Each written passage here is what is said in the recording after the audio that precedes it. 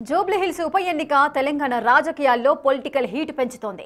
గెలుపు కోసం మూడు ప్రధాన పార్టీలు నువ్వా నేనా అన్నట్లుగా దూసుకుపోతున్నాయి. ఈ నేపథ్యంలో సీఎం రేవంత్ రెడ్డి జూబ్లీహిల్స్ సెగ్మెంట్ పై స్పెషల్ ఫోకస్ పెట్టారు. మంత్రులు ఇన్ఛార్జీలతో సమీక్ష నిర్వహించారు. లంచ్ మీట్ ఏర్పాటు చేసిన సీఎం రేవంత్ రెడ్డి ప్రచారంలో అనుసరించాల్సిన వ్యూహాలపై చర్చించారు. ప్రత్యేక ప్రణాళికని అమలు చేయాలని దిశానిర్దేశం చేశారు.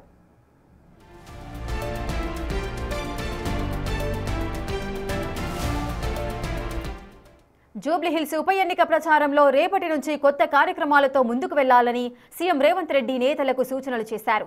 పోలింగ్ బూత్ లెవెల్లో ఓటర్ను నేరుగా కలిసే కార్యక్రమాన్ని రూపొందించాలని మంత్రులను ఆదేశించారు. బూత్ స్థాయిలో కీలకమైన వ్యక్తుల ఇళ్లకు వెళ్లి ప్రభుత్వ పథకాలను, అభివృద్ధి కార్యక్రమాలను వివరించాలని సీఎం రేవంత్ రెడ్డికి దిశానిర్దేశం చేశారు. ఎట్టి పరిస్థితిలో జూబ్లీహిల్స్ లో కాంగ్రెస్ జెండా ఎగరాల్సిందేనంటూ నేతలకు దిశానిర్దేశం చేశారు రేవంత్.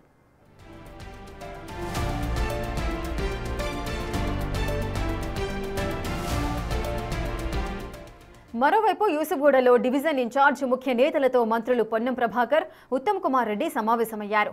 యూసుఫ్గూడ డివిజన్లో డోర్ టు డోర్ ప్రచారం నిర్వహించాలని, ప్రభుత్వం అమలు చేస్తున్న సంక్షేమ పథకాలు, అభివృద్ధి కార్యక్రమాలను వివరించాలని సూచించారు. ప్రతి 100 మంది ఓటర్లకు ఒక ఇన్ఛార్జిని ఏర్పాటు చేసి వాళ్లంతా ఓటు వేసేలా కార్యాచరణ చేపట్టాలన్నారు.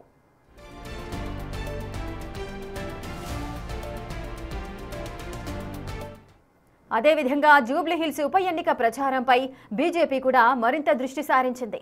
గెలుపే లక్ష్యంగా ప్రచారాన్ని వేగవంతం చేసే యోచనలో ఉంది. ఇందులో భాగంగా డివిజన్ల వారీగా ఇన్ఛార్జీలను నియమించింది. 7 డివిజన్లకు ఎంపీ, ఎమ్మెల్యే, ఎమ్మెల్సీలతో పాటు ఇన్ఛార్జీలను ప్రకటించింది. ఒక్కో డివిజన్ ఒక ఎమ్మెల్యే, ఎంపీకి అప్పగించారు. అంతేకాదు ఈ నెల 9వ తేదీన ప్రచారం ముగిసే వరకు జూబ్లీహిల్స్లోనే మకాం వేయాలని నేతలకు అధిష్టానం సూచనలు చేసింది.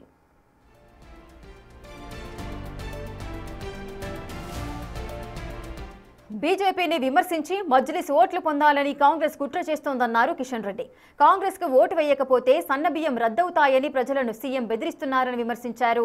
సన్నబియ్యం పథకాన్ని కేంద్రం అమలు చేస్తోందని, రాష్ట్రం వాటా కేవలం 15 రూపాయలు మాత్రమేనని చెప్పారు కిషన్ రెడ్డి. సన్నబియ్యం రద్దు చేస్తా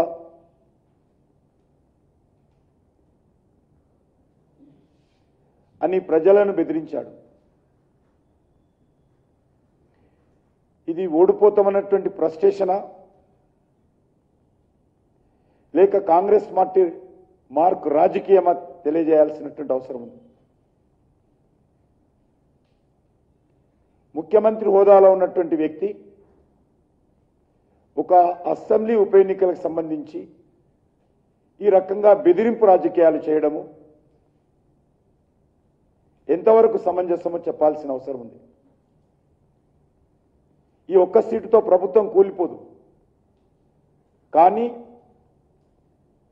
సంక్షేమ పథకాలు వాళ్ళు చేస్తున్నది ఒక పథకం, ఫ్రీ బస్సు. మరి సన్నబియ్యం ఏదైతున్నదో అది కాంగ్రెస్ పార్టీ పూర్తి స్థాయి పథకం కాదది. అది ఆ రకంగా ప్రజలను మభ్యపెట్టే విధంగా ప్రయత్నం చేస్తా ఉన్నారు. నేను అడుగుతా ఉన్నాను ముఖ్యమంత్రి గారికి, ధైర్యం ఉంటే బియ్యం పథకం ఆపి చూపించాల్సిందిగా కోరుతా ఉన్నాను. బియ్యం పథకం మీ ప్రభుత్వానిదా?